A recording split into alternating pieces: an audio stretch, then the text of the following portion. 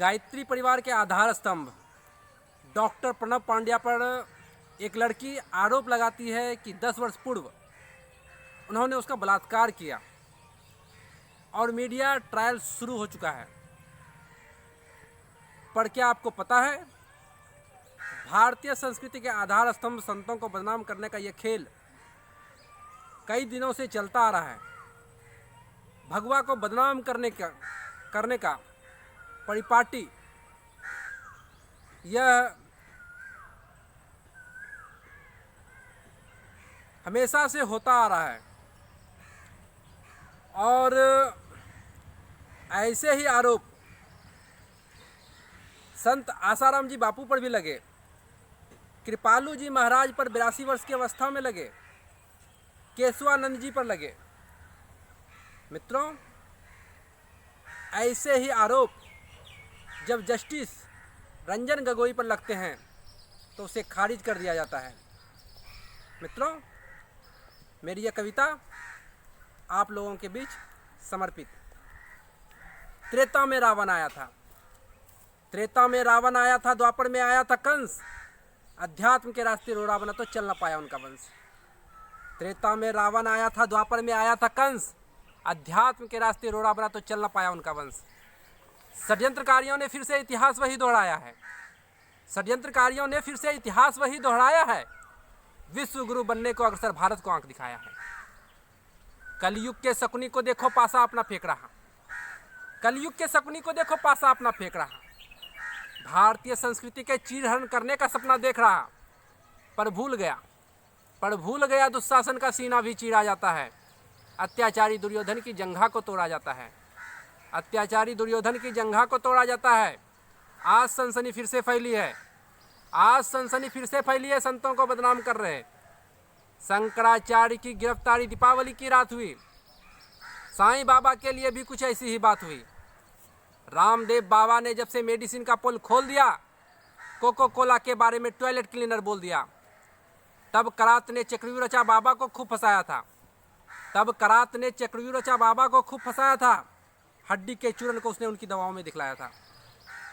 Sex scandal बाबा की पदवी नित्यानंद के हाथ लगी, सत्य सामने पड़ जब आया मीडिया की यह चाल दिखी। बाबा की पदवी नित्यानंद के हाथ लगी, सत्य सामने पड़ जब आया मीडिया की यह चाल दिखी। आज खबरों को बेचा जाता दुनिया भी यह जान गई, उन संतों की मान लौटा दो, उन संतों की मान लौटा दो जिनकी जितनी मान गई। मित्रों, स्वामी नित्यानंद के ऊपर बलात्कार का आरोप और उनकी सीडी कैसेट आज तक और स्टार न्यूज़ चैनल जो बार बार दिखाती थी, बाद में वह कैसेट फर्जी सिद्ध होती है। माननीय सुप्रीम कोर्ट माफ़ीनामा प्रसारित करने के लिए कहता है तो केवल एक पट्टी चला दी जाती है। यह बात हम सबों को समझना पड़ेगा।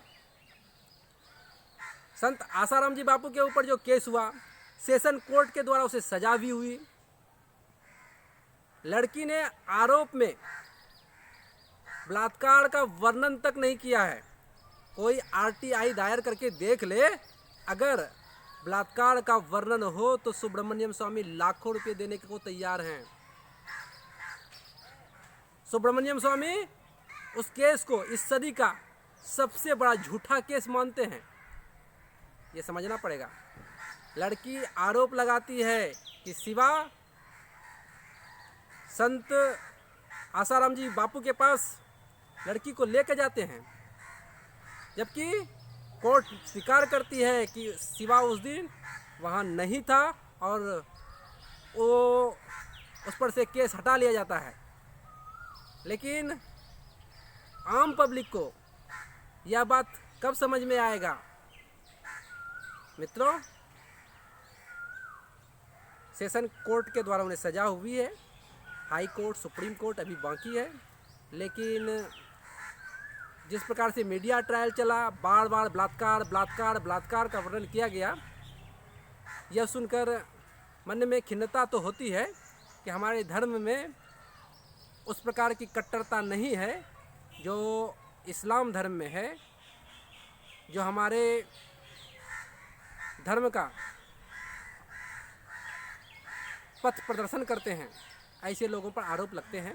मैंने 4 पंक्तियाँ उसके बाद मीडिया पर जो लिखनी थी तीखी वो मैंने लिखी।